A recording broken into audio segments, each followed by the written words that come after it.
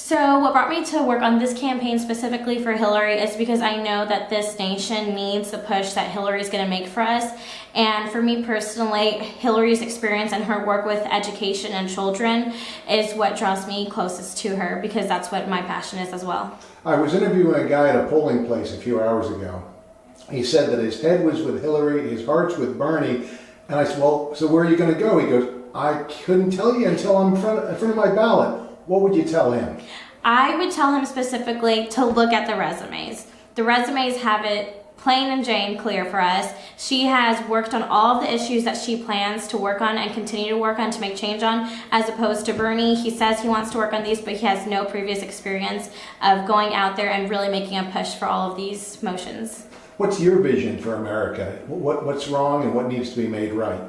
My vision for America definitely has to be immigration reform. I think that is a big issue here in America, and I think Hillary's plan for that is spot on, and I don't think it could represent the people's voice as better as she has planned out for us, as well as ending the pay gap for the gender inequality. What's the funniest call you've had? Oh man, the funniest call that I've had has had to have been someone who says, I don't know how you've gotten my number, but Trump 2016. And I'm just like, thanks, have a nice day.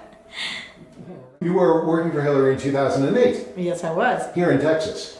Yes, and actually I went, traveled. I was the president of the National Women's Political Caucus, and we endorsed her. And so since I was the national president, I was a spokesperson for the organization, and I actually traveled to Pennsylvania and California and worked Texas for her as well.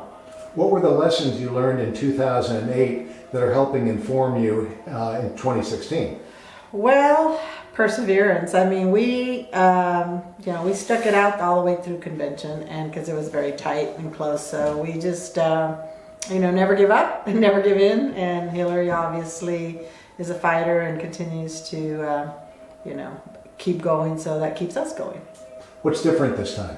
What's different this time is that we've joined forces with a lot of the Obama supporters from the last time, and I think she's also learn to, there's more grassroots effort this time as well. I think the last time, I don't think they were as organized. I think Obama out-organized her in the various states with the grassroots, and so that was an important lesson to learn. What's the first political campaign you ever volunteered on? Oh, I'm really old, so it's been a long time. I cannot remember. It's been, I guess, when Kennedy was running for president. Okay, so you've been involved in Democratic politics for 50 years. Many years, yeah. So you worked in 2008 for Hillary. Yes, I was out there at the warehouse making calls, calling people, calling North Carolina, South Carolina, we really worked hard, and I think we did a good job. What's different in 2016 than 2008? I think that people realize that she really is the best candidate for the job, and more people are supporting her this time. And I am really happy to know that she has a good chance of becoming a president.